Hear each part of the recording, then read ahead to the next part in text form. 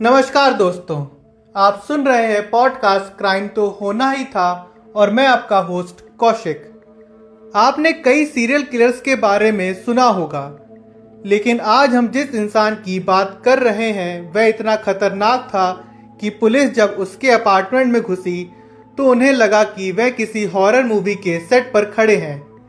Freezer में कटे हुए सिर, प्लास्टिक बैग में इंसानी मांस और एसिड से भरे कंटेनर्स। 1978 से 1991 के बीच में उसने 17 पुरुषों और किशोर लड़कों की हत्या की। उसने शरीर के टुकड़े किए और यहाँ तक कि कुछ हिस्से को खा भी गया। उनमें से अधिकतर ब्लैक और लैटिनो समुदाय के थे। पर क्या ये सिर्फ एक साइको किलर की कहानी है या फिर इसके पीछे कुछ और भी है? क्या पुलिस की लापरवाही और नस्लीय भेदभाव ने उसकी मदद की? कैसे उसने गे डेटिंग और नाइट क्लबों को अपने अपराध का हथियार बनाया? आज हम जानेंगे मिलवॉकी के नरभक्षी जेफरी डैमर की पूरी कहानी।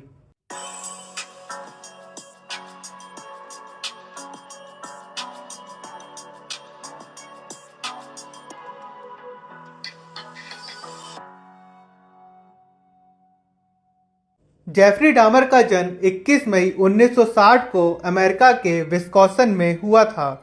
उसके पिता का नाम लायनेल डैमर और उसकी माता का नाम जॉयस डैमर था। बचपन से ही वह एक आम बच्चे की तरह था, लेकिन कुछ चीज़ें उसे दूसरों से अलग बनाती थीं, जैसे कि वह अकेले रहना पसंद करता था। जानवरों के शवों से उसकी एक अजीब रुचि थी। वह अक्सर मरे हुए जानवरों की हड्डियां इकट्ठा करता और उन्हें काट कर देखता था। उसके माता पिता के बीच झगड़े होते रहते थे, जिससे वह और ज़्यादा अकेला हो गया। 10 साल की उम्र तक आते आते उसे मरे हुए जानवरों के टुकड़ों को जमा करने का शौक हो गया। धीरे धीरे उसका व्यवहार और भी अजीब होता गया। हाई स्कूल में वह शराब पीने लगा और पढ़ाई से दूर होता गया। जेफरी के बचपन में उसकी मां जॉयस डैमर मानसिक रूप से अस्थिर थीं। वे डिप्रेशन और चिंता से जूझ रही थीं। उन्हें अक्सर भ्रम और पैनिक अटैक आते रहते थे। उन्होंने कई एंटी डिप्रेशन और नींद की दवाइयां लेनी शुरू कर दी। इसका असर उनके व्यवहार पर पड़ा। वह अक्सर गुस्से में चिल्लाती थीं, अपने पति लायनेल से झगड़ती रहती थीं। कई बार वह जेफरी डामर पर ध्यान नहीं देती थी और बिस्तर से उठती भी नहीं थी।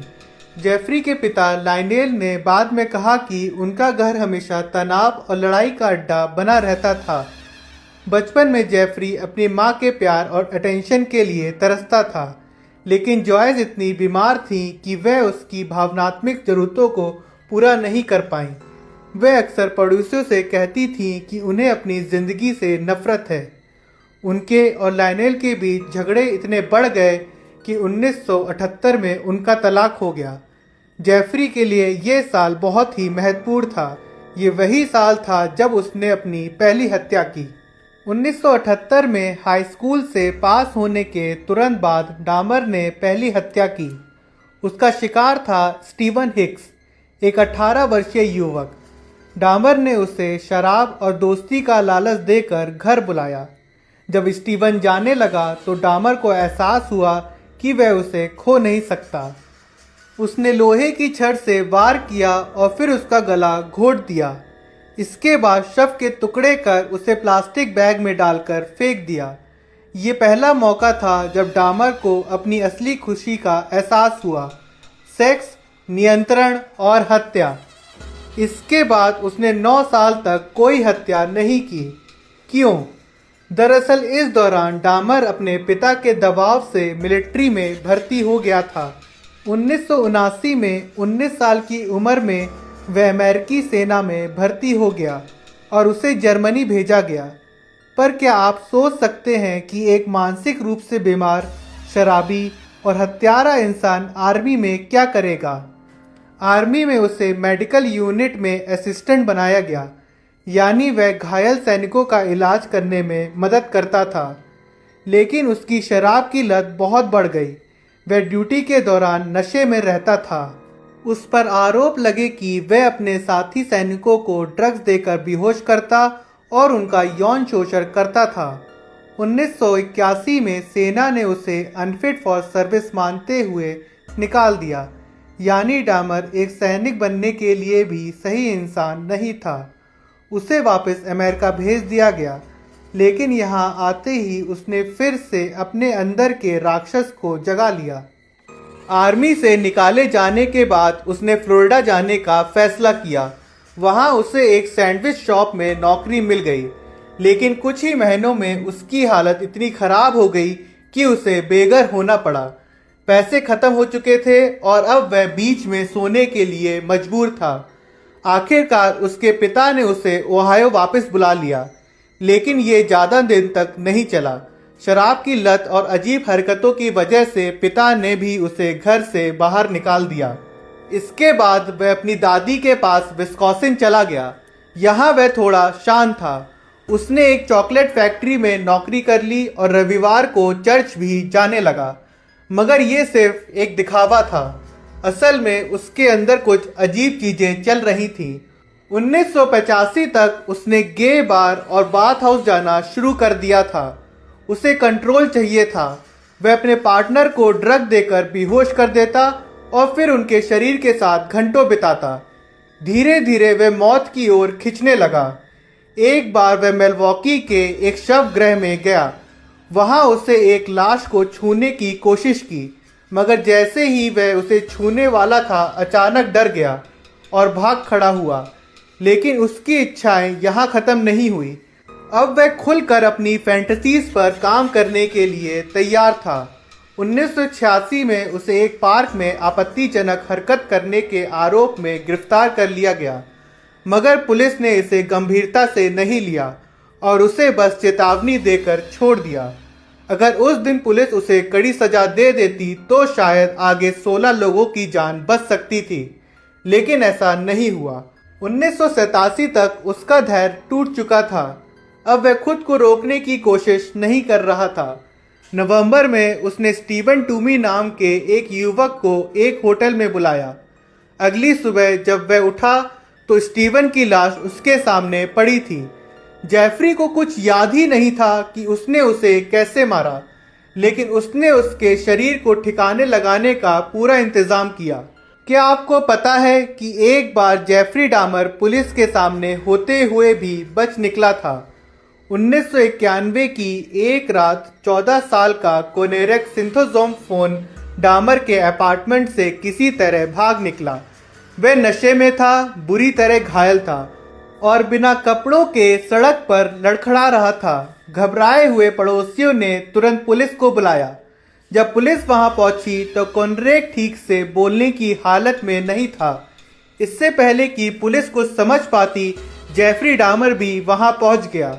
उसने पुलिस को बड़े ही सज्जनता से समझाया कि कोनरेक उसका बॉयफ्रेंड है और वे दोनों बस थोड़े ज़्यादा नशे कर चुके हैं। हैरानी की बात यह है कि पुलिस ने डामर की बात मान ली। उन्होंने तो कोनरेक से सही से पूछताछ भी नहीं की और ना ही उसकी हालत पर शक किया।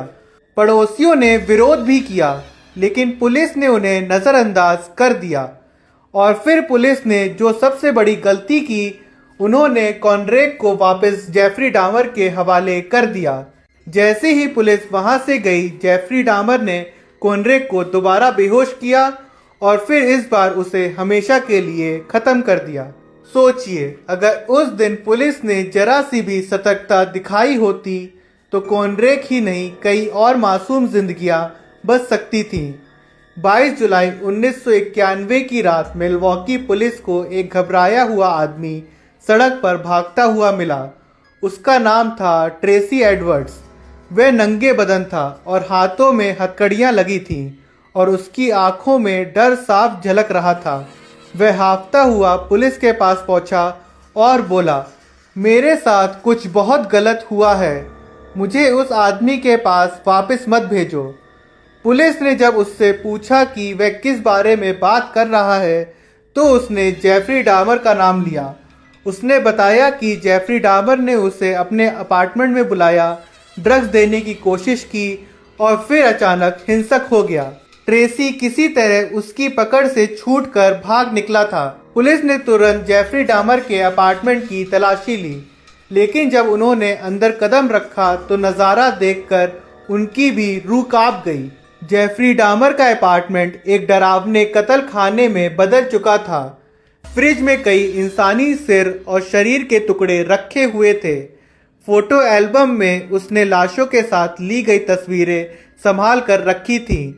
तेजाब से भरे ड्रम में कई शवों को घोलकर खत्म करने की कोशिश की जा रही थी।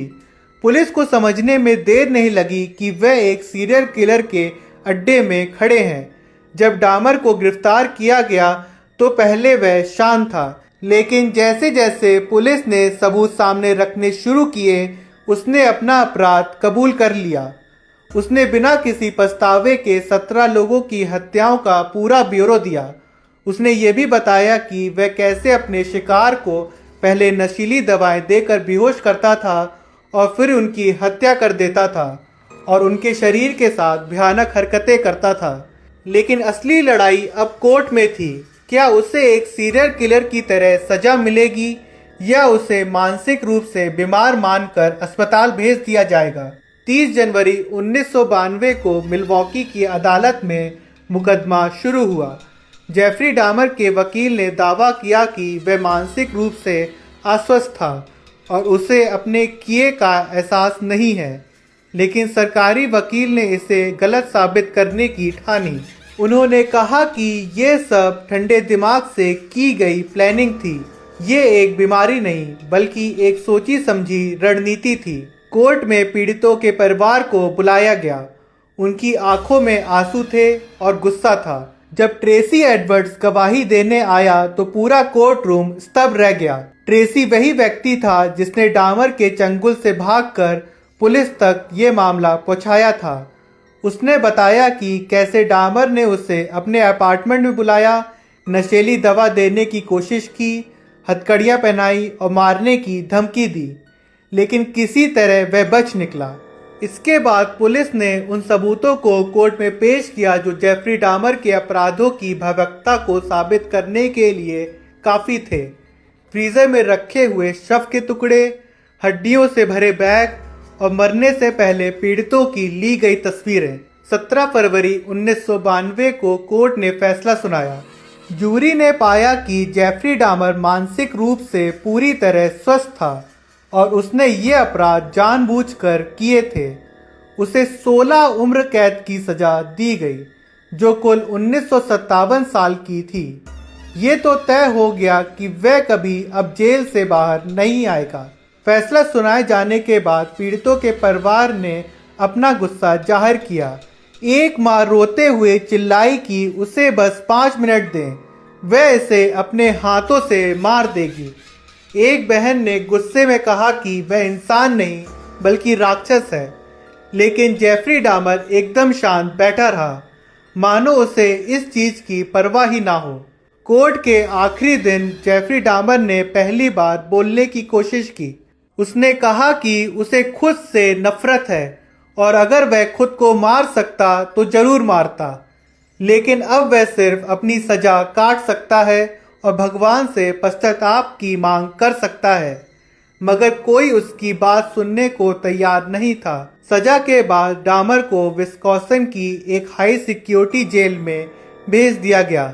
वहां वह ज्यादा दिन जिंदा नहीं रह सका।